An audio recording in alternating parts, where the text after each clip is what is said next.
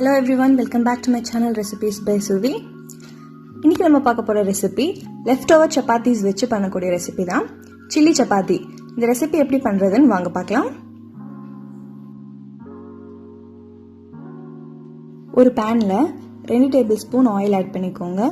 நீங்க இதுல வேணும்னா பட்டர் இல்லனா கீ கூட ஆட் பண்ணிக்கலாம். எண்ணெய் நல்லா சூடானதுக்கு அப்புறம் ஸ்லைஸ் பண்ணி வச்சிருக்க பெரிய வெங்காயம் 1 கப் ஆட் பண்ணிக்கோங்க. ஆட் பண்ணிட்டு ஃப்ளேமை மீடியம்ல வச்சுட்டு 2 நிமிஷம் நல்லா சாட்டே பண்ணிக்கோங்க.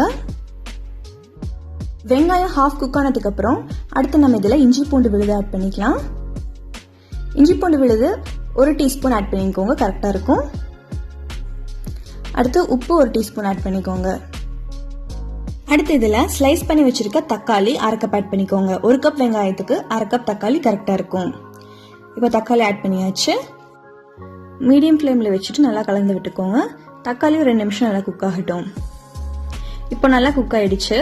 அடுத்து இதுல 1/4 டீஸ்பூன் மஞ்சள் தூள், 1/2 டீஸ்பூன் மிளகாய் தூள், 1/4 டீஸ்பூன் கரம் மசாலா, 1/4 டீஸ்பூன் சீரகத்தூள். இப்போ நம்ம எல்லா மசாலாவும் ஆட் பண்ணியாச்சு. அடுத்து இது நல்லா மிக்ஸ் பண்ணி விட்டுக்கோங்க. மசாலா நல்லா வெங்காயம் தக்காளி கூட நல்லா கலந்து விட்டுக்கோங்க. தேவைப்பட்ட இந்த இடத்துல நீங்க சால்ட் வேணாலும் ஆட் பண்ணிக்கலாம். எனக்கு கரெக்டா இருந்துச்சு, ஸோ நான் ஆட் பண்ணல. இப்போ நல்லா கலந்து விட்டாச்சு. அடுத்து இதுல குடமிளகா ஆட் பண்ணிக்கலாம். குடமிளகா வந்து ஸ்லைஸ் பண்ணி எடுத்து வச்சிருக்கேன். இது 1 கப் ஆட் பண்ணிக்கிறேன். இப்போ நல்லா மிக்ஸ் பண்ணிக்கோங்க. கேப்சிகமா நீங்க பிகினிங்லேயே ஆட் பண்ணிட்டீங்கன்னா கிரன்ச்சியா இருக்காது, அதனால தான் நான் ஃபைனலாக ஆட் பண்ணியிருக்கேன். இது ஹாஃப் குக் ஆனா போதும். இது 2 நிமிஷம் நல்லா குக் ஆகட்டும். சைட் பை சைடு 4லிருந்து 5 சப்பாத்தி எடுத்து வச்சிருக்கேன். இது லெஃப்ட் ஓவர் சப்பாத்திஸ். நீங்க இந்த ரெசிபியில ஃப்ரெஷ்ஷான சப்பாத்தி கூட யூஸ் பண்ணிக்கலாம். இப்போ இந்த மாதிரி சின்ன சின்ன பீசஸா கட் பண்ணி வச்சுக்கோங்க. நீங்க நைஃப் இல்லைனா சிசர் யூஸ் பண்ணி கட் பண்ணிக்கோங்க. அடுத்து நம்ம ரெடி பண்ணி வச்சிருக்க இந்த மசாலா ஒன்ஸ் ஃபைனலா மிக்ஸ் பண்ணிட்டு நம்ம கட் பண்ணி வச்சிருக்க சப்பாத்திஸை ஆட் பண்ணிக்கலாம். சப்பாத்திஸை ஃபர்ஸ்ட் கொஞ்சமா ஆட் பண்ணிட்டு நல்லா கலந்து விட்டுக்கோங்க. சப்போஸ் மசாலா நிறைய இருக்க மாதிரி ஃபீல் பண்ணீங்க அப்படின்னா ரிமைனிங் இருக்க சப்பாத்திஸையும் கட் பண்ணி ஆட் பண்ணிக்கோங்க. நீங்க ஒட்டா போட்டு கலந்துட்டீங்க அப்படின்னா உங்களுக்கு கம்மியா இருக்கிற மாதிரி இருக்கும் மசாலா. ஸோ அந்த விஷயம் கொஞ்சம் பார்த்து நோட் பண்ணிக்கோங்க. இப்போ நான் அதை நல்லா கலந்து விட்டுக்கிறேன். இப்போ சூப்பரா மசாலா ஈவனா ஸ்ப்ரெட் ஆகி சில்லி சப்பாத்தி இப்போ ரெடியா இருக்கு.